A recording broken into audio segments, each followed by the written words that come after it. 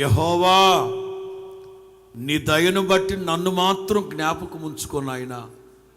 నా అతిక్రమాలు, నా దోషము, నా పాపము పరిహరించు నాయనా.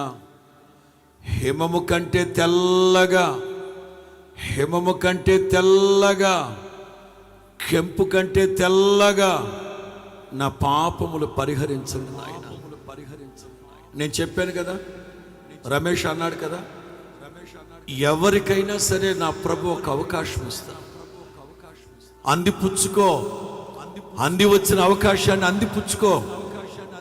అమ్మలు ప్రార్థన చేసుకోండి, నా దేవుని పిల్లలారా ప్రార్థన చేసుకోండి.